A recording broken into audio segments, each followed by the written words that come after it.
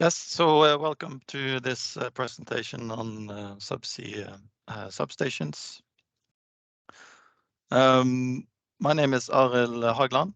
I work as a business development manager in One Subsea processing, and we'll guide you through a quick introduction to our Subsea Substations / Subsea power solutions that we have, or we are working on in One Subsea. So first, just a quick look at what we're gonna talk about or present to you today. A quick introduction on SLB OneSubsea. Some news there recently. We'll have a look at our business line in Subsea or in processing systems. We will then look at the Subsea substations and benefits of going Subsea. Before we end up with some questions towards the end. So firstly, quickly about OneSubsea. As some of you might know, we are now in a joint venture.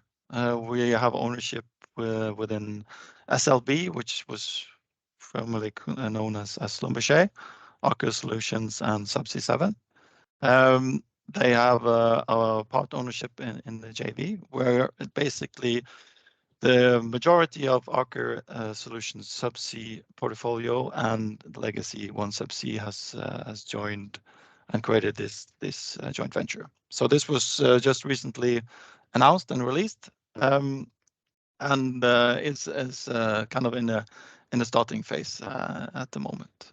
Our immediate priorities as a company is to basically keep business as usual, no interruptions, and keep focus on our commitments, and also obviously then look at new opportunities that will come as part of this company now with new colleagues. So just quickly on the various business lines that we now are offering. We have the Subsea production systems, which is basically Christmas trees, manifolds, and Subsea equipment. We have a business line called processing systems, which is basically the more advanced Subsea processing systems, such as pumps and compressors, and also separation and metering systems. We have a business line in umbilicals and cables, which is basically the legacy Aker Solutions umbilicals and cables division. And then obviously we have Subsea services that is following up on the equipment that has been installed and in operation. Across the world, we have global organizations. We have a footprint and basically offices and facilities all over the globe. North America and South America, with a main focus on production systems, but also umbilicals. In Africa, we have a big service footprint, and also in Asia. In addition, there is production systems facilities in Asia. In Europe, basically, we have all disciplines represented, and where I'm coming from is basically the Center of Excellence, which is in Bergen, Norway, where the majority of our Subsea processing engineers and division is located. And that will be kind of the main focus of and the starting point for today's presentation. So we will now look into what processing systems are and where we're coming from, and use that as a basis for the next session in terms of power systems and Subsea. So basically, the legacy OneSubsea division of now the new joint venture is has a 40-year anniversary this year. It was established in 1983, and then was formerly known as Framo Engineering. And we have been developing and creating subsea processing technologies since then. We have a lot of track record and industry experience in this domain, and I set a lot of milestones along the way. I won't go through all of these in detail, but I would like to just highlight a few. The world's first subsea pump is the Lafung project in South China Sea. And this is where we started off with our first electrical pumps. So basically, we have experience with subsea power and subsea electrical, high electrical equipment since 1997, operational experience, that is. We also then developed further our technology and delivered the high pressure equipment currently being installed in the Gulf of Mexico, where we have subsea transformers installed and qualified for up to 3,000 meters of water depth in the Jack and St. Malo project that was developed and installed in 2014, which Chevron is the operator for. We also have the first multi-phase compressor system at Gullfaks, also containing subsea transformers. And before we also increased the long step out distances. The latter part here is the Taka Otter one, which is in the North Sea. But since then, we have been awarded the Omala System, basically where we are supplying 32 megawatts to a subsea compression system from onshore VSD drives. This system also includes subsea transformers and wet mateable connectors. So a long track record and a lot of experience within the organization in terms of subsea power. So what we are developing and delivering today is basically subsea compression and boosting technologies. We also deliver water injection systems. All of these systems is typically consists of a subsea kit with a pump or a compressor, rotating equipment, typically ranging from 2 to 8 megawatts per unit. And then there is an umbilical, a combined power and control umbilical, typically, that supplies power and controls to the subsea equipment. And then there is a topside or onshore package, which consists of variable speed drives, transformers, and associated controls equipment needed to operate and control the subsea equipment. So a lot of experience and know-how in terms of the subsea power space. We have a vision to leverage this technology and to build upon that in terms of new technologies. Basically, we are looking at subsea power generation. We're looking at energy storage. We also have qualified a CO2 dense phase pump that is used for CO2 injection. And we're also then utilizing our experience in the power domain also to include onshore grid connections and power from shore. Basically, a heart of this system would be the subsea power hub, which we call it, which is kind of a uniform name for subsea power distribution. So a core competency that we have and have been developing is basically related to subsea power and subsea power distribution. And this is also a core in our vision, and going forward will be important for us as a company. Over the years, we have developed a unique execution model in our facilities here in Bergen. Basically, this starts off with the early phase developments where we do early engagement, feeds and studies typically. We have in-house competencies on all needed disciplines to deliver subsea highly advanced equipment, which is then typically related to rotating equipment, hydrodynamics, subsea engineering in general, control systems, and also obviously then subsea power systems. So in-house competency and in-house skill sets in terms of defining and designing and delivering and testing these equipment is core to us.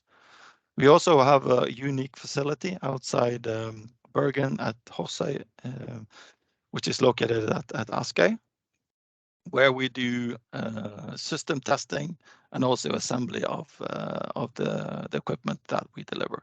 So this is our center of excellence. It's a custom-built test facility where we do both high voltage testing, but also submerged testing and flow loop testing if there is a process as part of our systems. We also have a very advanced high voltage system there, including an umbilical simulator where we can simulate step out distance and the distance between the various speed drive and our motors. Lastly, obviously, life of field and service technical support is important. This closes the loop in terms of getting feedback from the field and how the system is being operated and the user experience, but also the operability of a system is then fed back to our engineering teams here in Bergen. So overall, we're a technology provider. We have in-house competencies and execution capability from start of design through the lifetime of the equipment. If we focus a bit and home in a bit on our subsea track record in terms of power systems, we, as mentioned, we have a 40-year anniversary this year. We have a long track record there.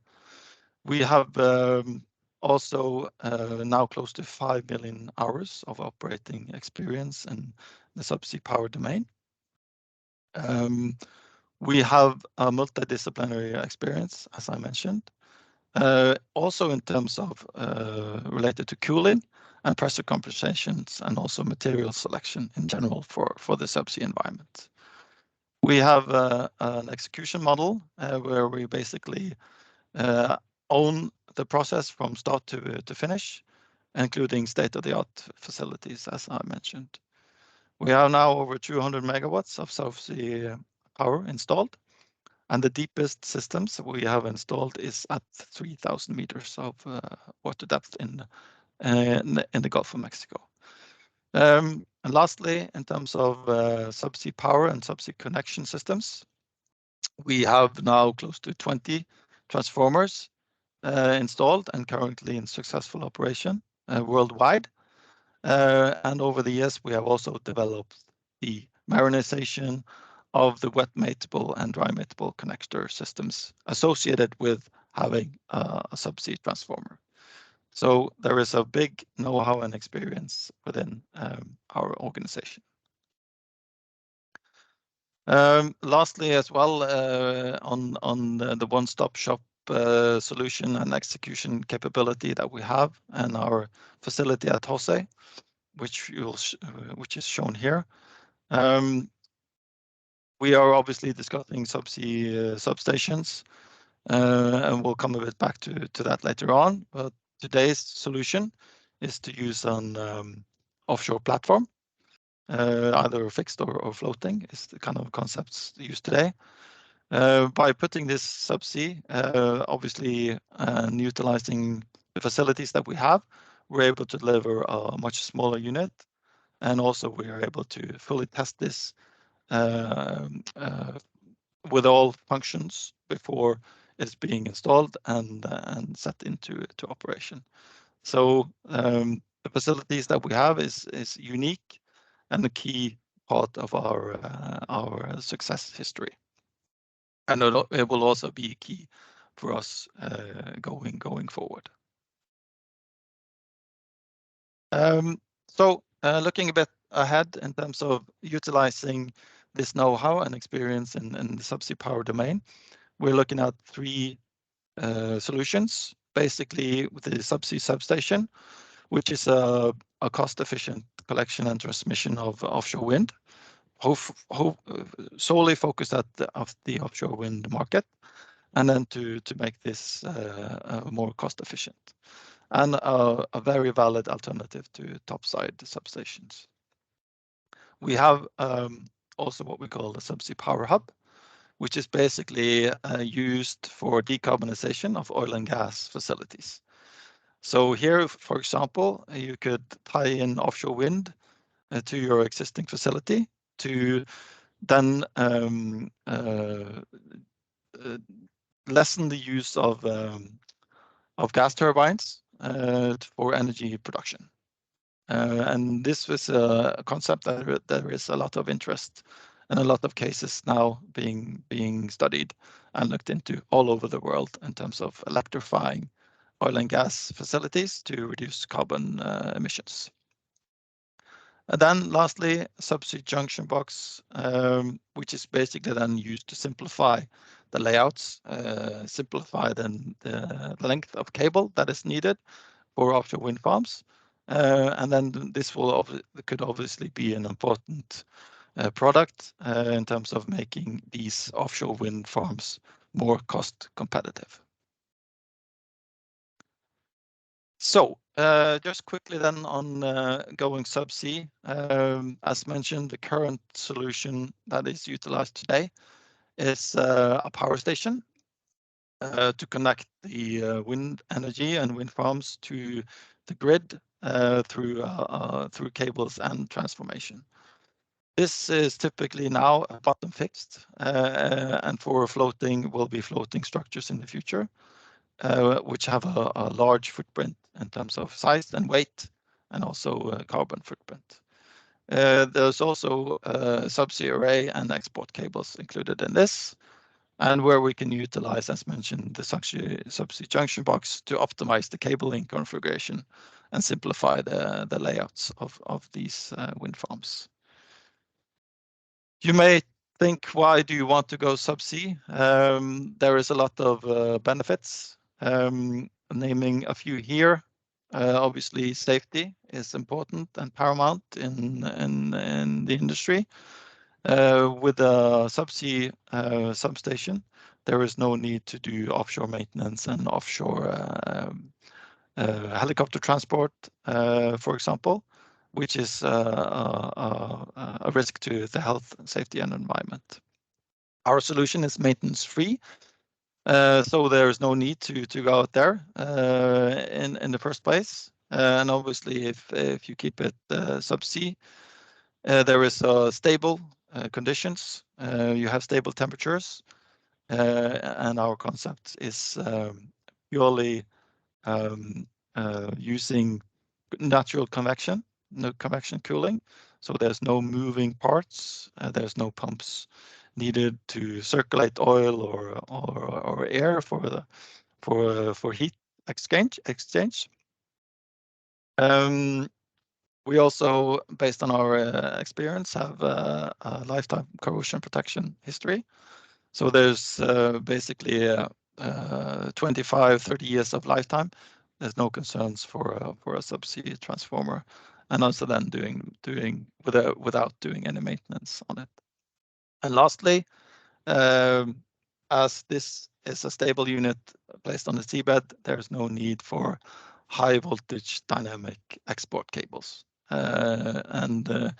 Utilizing this will also be a risk reducing measure, as in these high voltage cables, at least in the dynamic section, is a challenge technically to get qualified. We also have experience, as mentioned, in the execution model with the one-stop shop execution. We have an alliance also and are able to offer installation also as part of the contract scope. So quickly, a bit ending up with our concept on subsea substations, which is then aimed at offshore wind, where we have looked at the solution with a 400 MVA capacity, 230 kV export voltage rating, an array or interface towards the wind turbines at 66 kV. Estimated weight for this unit is around 500 tons and 20 by 7 by 7 meters in size. So this concept we have worked with together with a big operator to look at the technical feasibility, to define the technology gaps, and to really to look into what this could be in terms of offering for offshore wind. So there's a great interest in this product, and I think there is a big future for subsea substations in order to make offshore wind farms more cost efficient. So we have then utilized an approach and a strategy here to do a modularized design. Also then taking in utilizing this for smaller units that is typically needed for decarbonization of oil and gas facilities. We are able to then do fault isolations. We also have different alternatives in terms of electrical monitoring systems on these systems. And based on the evaluations we've done compared to existing facilities, there is a significant carbon intensity reduction with going for the subsea solution. So I think that is getting me towards the end. Comparing the subsea 400 MVA solution with an offshore platform of similar power rating, we see that we can offer this rating at the same power, but only 50% of the weight. So obviously this is a big benefit for in terms of how much steel is needed, but also what vessels and what operations is needed to get this installed. Another benefit is also that we are utilizing all the power and transforming that. We're not, there's no auxiliaries that will steal efficiency of the energy that is produced. So also this is a benefit for the subsea substation. So with that, I think I've gone through the slides I was planning on presenting, and we're happy to answer questions.